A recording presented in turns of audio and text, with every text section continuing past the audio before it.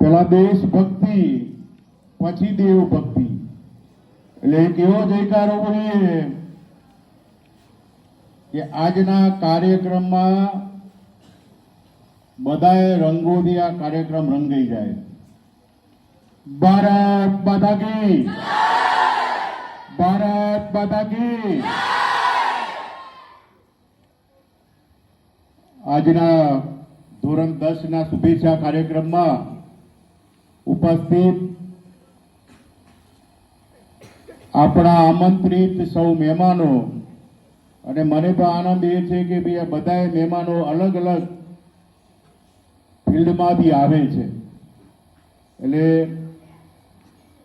એમનું પણ પ્રોત્સાહન આપણને આજે મળશે એવી આશા સાથે આમ તો ખરેખર મારે આજે કોઈ ભાષણ જેવું કરવાનું નહોતું, વાતો જ કરવાની હતી,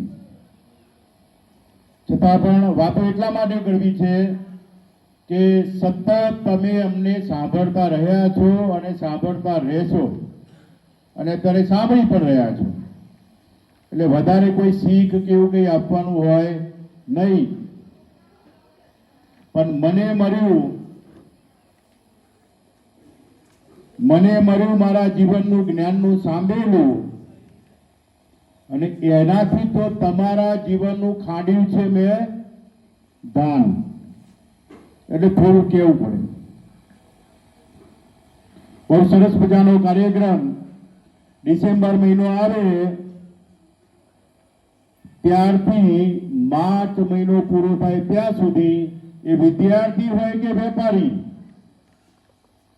એના માટે ઢોલ નગારા ચાલુ થઈ જાય, અને ઢોલ નગારા શાના હોય? એક પડાવ પૂરો કરીને બીજા પડાવે જવા માટેનો। ચિંતા ના હોય, ચિંતન હોય, કારણ કે પરીક્ષાઓની વણઝાર તો વ્યક્તિના જીવનમાં હર હંમેશ ચાલુ જ રહેશે। પરીક્ષા એ વ્યક્તિના જીવનની એક નિરંતર પ્રક્રિયા છે, અને પ્રક્રિયામાંથી પસાર થવા માટે શાળાકીય જીવનમાંથી મળેલા આપણા જે કંઈ પણ અડગ નિષ્ઠાના પાઠ હોય, આત્મવિશ્વાસના પાઠ હોય કે સંકલ્પના પાઠ હોય, એના દ્વારા એના પ્રત્યે શ્રદ્ધા રાખી અને પરીક્ષામાંથી અમારે પસાર થવાનું હોય છે। એટલે ભાઈએ હમણાં કહ્યું માનવે કે અમારા માટે ખુશીનો અને દુઃખનો 2 દિવસ છે। ભાઈ દુઃખનો છે જ નહીં, બી ખુશીનો જ દિવસ છે। તમે ક્યારે પણ અમારાથી અળગા થવાના